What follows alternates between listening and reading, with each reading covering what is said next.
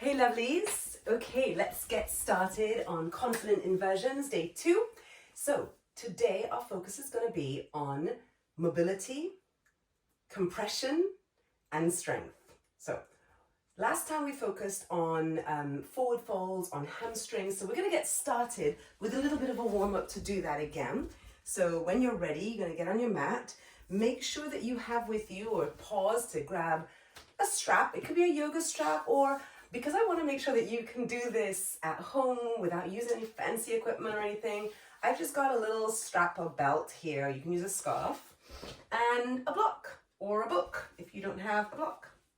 Okay, so let's start off by just shoulders back, lift the chest, rounding, slide the hands down, forward fold. Hang here for a moment. And then we're going to come all the way back up, lift the chest, and then roll down. And each time we're just trying to feel into how that forward fold feels in the body. And maybe as you come down here this time, you can take your block, bring your hand onto your block, and I want you to bend your right knee and straighten the left leg. Now your hand should be totally flat, so the block can be whatever height you need it to be. And in fact, if you want, you can place your hand on the ground. But the left leg is flat. And then if that feels super easy and you're not feeling a whole lot in the back of the left leg, you're going to pull your toes up. And then maybe you're going to even flex that left foot like somebody's pulling the left foot up. And we're going to circle the left arm because we want to start to get some mobility through our shoulders for our inversions. Okay, and then we're switching sides, bending the left knee, straightening the right, and again, hand on the block or flat on the floor, whichever one, as long as that right knee is straight, both heels are on the ground, toes pulling up to the sky, maybe even flexing the foot, and I'm circling the right arm in one direction, and then the other. And another little forward fold. So we're going to come to roll back up, and we're going to take our little brain drills because it's really important. We warm the body up a little bit, and then we also do the brain drills, and that's going to really help as when we come to go into our inversions, you're really, really ready. So to begin with, let's start by rubbing your hands together. And get a wash. And you're doing this at home, so it doesn't matter what anybody can see you. I usually get everybody to do this in the studio. It's kind of funny. And all the way up the arms. And make sure as you come down the arm, you go all the way to your fingertips, because your brain takes in a lot of information actually through your hands. If you don't believe me, Google homunculus, H-O-M-O-N, U-N-C-U-L-U-S, and it's a little graph, little picture of a little man that scientists use to illustrate how the brain takes in information. And on the illustration, the hands are gigantic. So we take in lots of information through our hands. So there's that proprioception I talked about last time, which is why I quite like teaching headstands with the hands down tripod rather than basket hold, because you don't have that feeling, that proprioception through the hands. And so keep rubbing the body. They're not a massage, so it's literally like you're in the shower. And so just good old wash through the feet, and come back up. Tummy, make sure you got in the tummy and the bum and the glutes, all the way back up, even the face. And finish off with the hands one more time, tops, backs, in between the fingers, into the wrists. Give it a good little shake out, and then again, shoulders go back. And then rounding, come forwards. And again, coming up. And rounding, come forwards. One more time, coming up. And come forwards. And come all the way up. Now you're going to separate your feet hip width distance apart. And we're going to take our breath retention squats. So we're going to take a big inhale. Good. Full exhale. Hold the breath.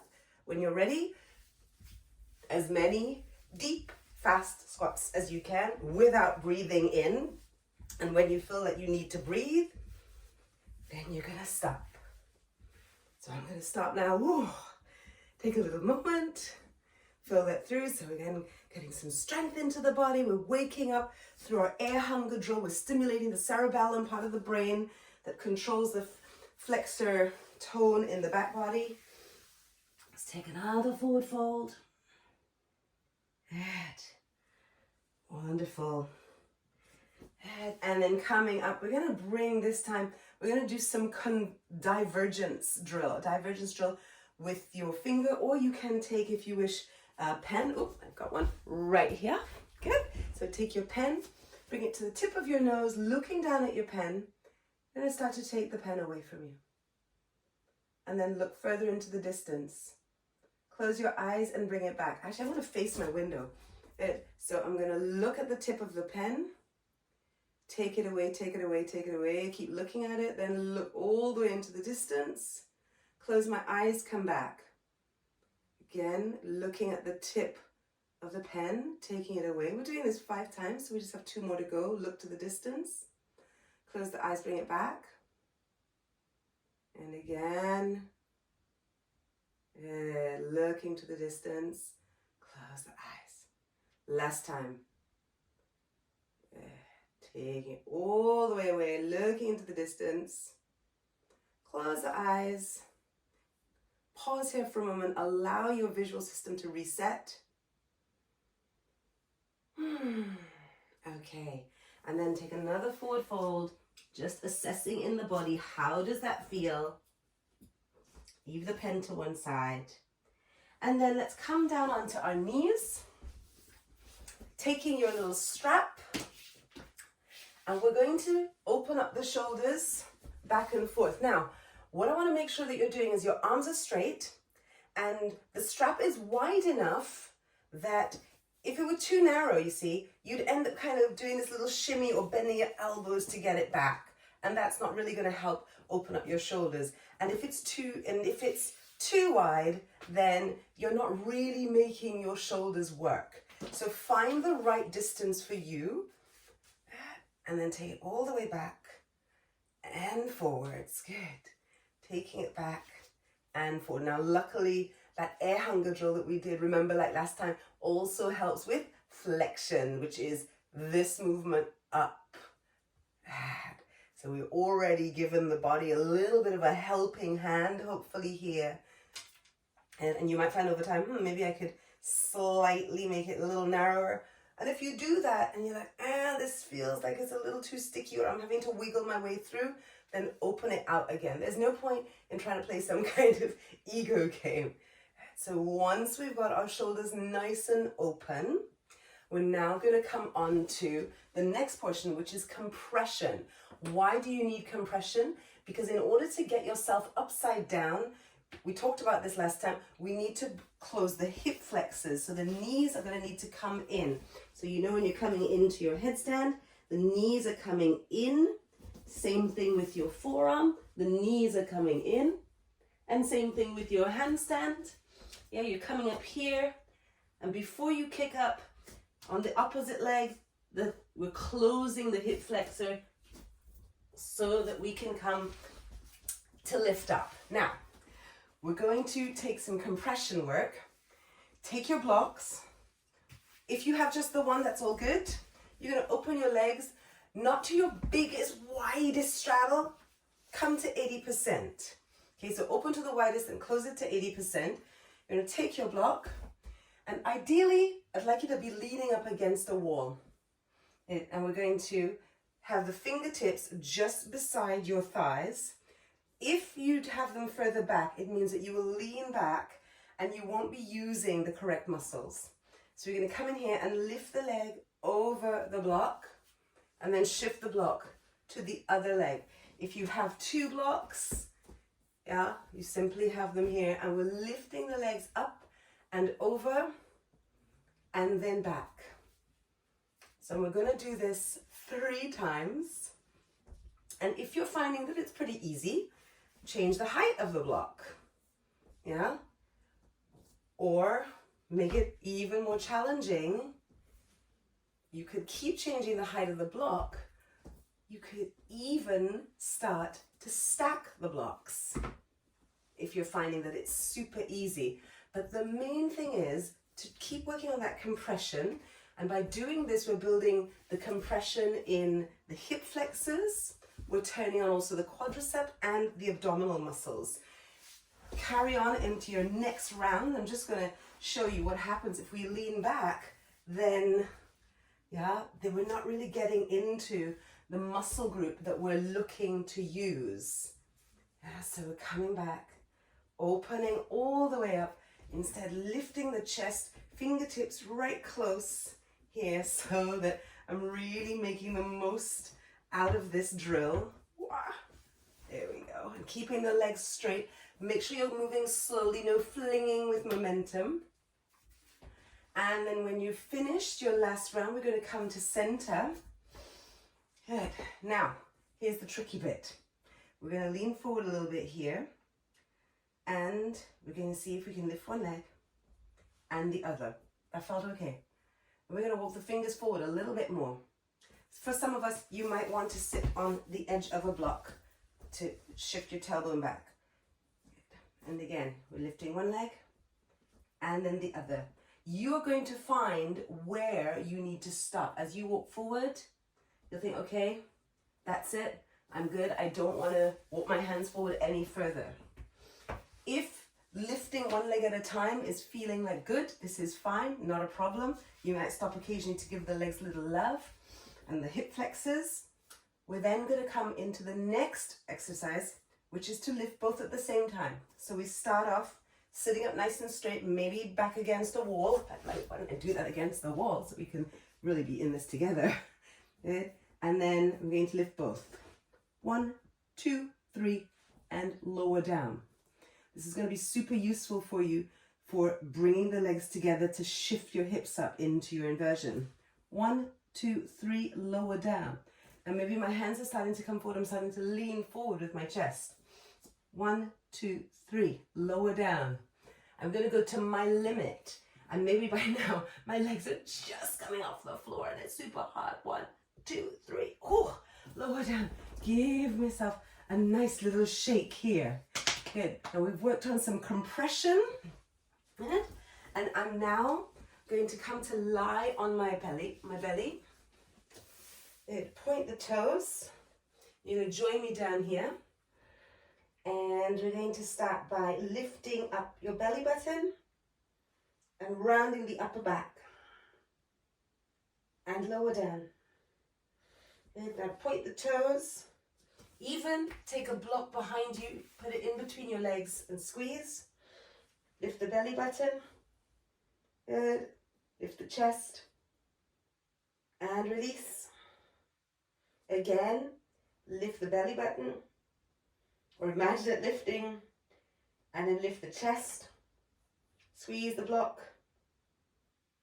And release.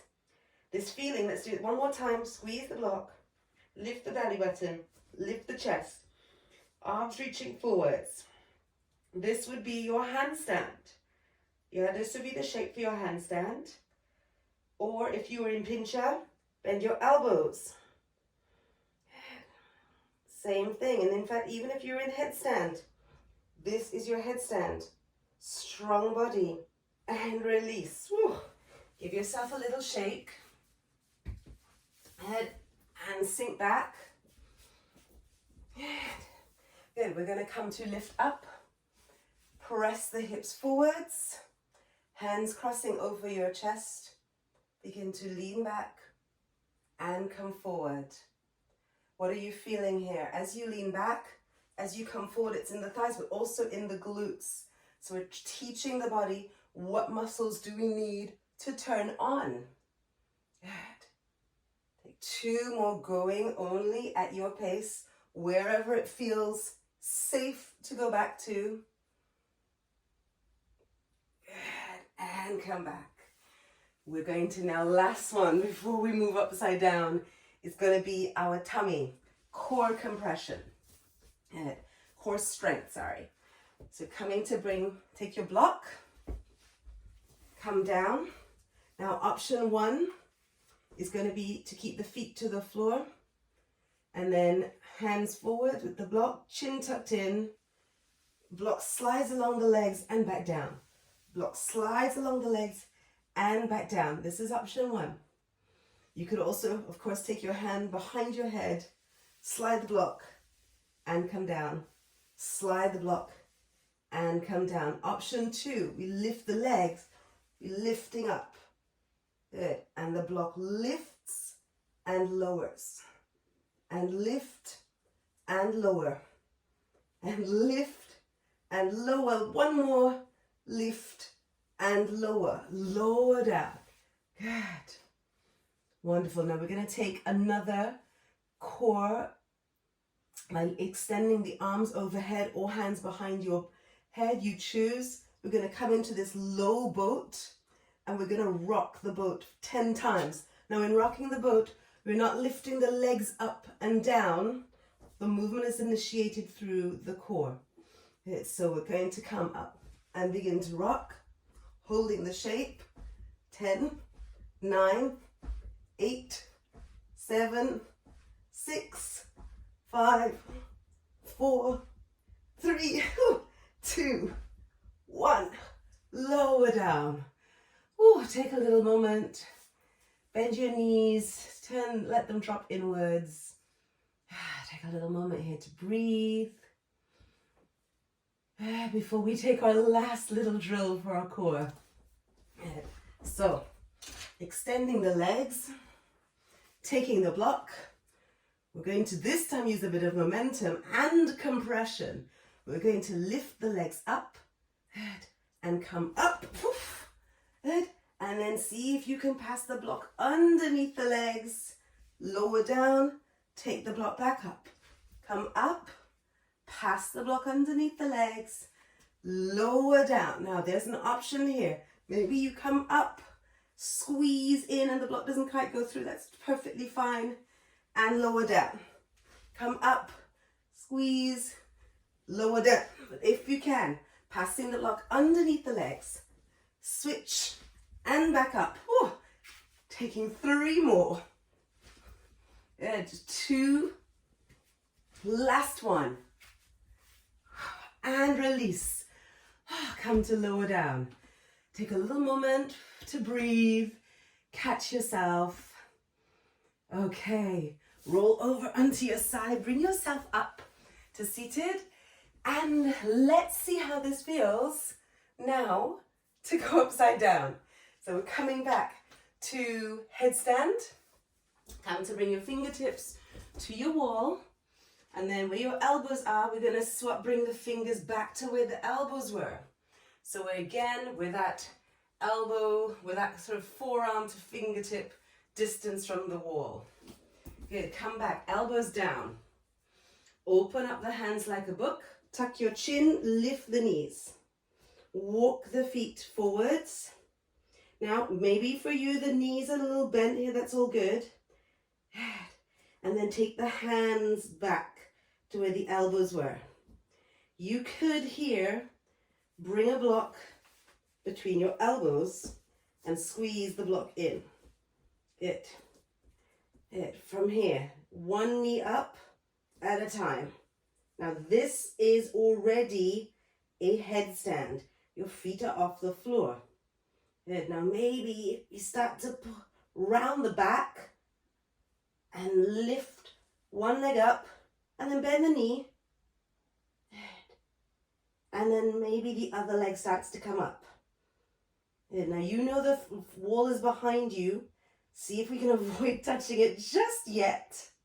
If you touch it, maybe touch it and then come away and touch it and come away before we come back down.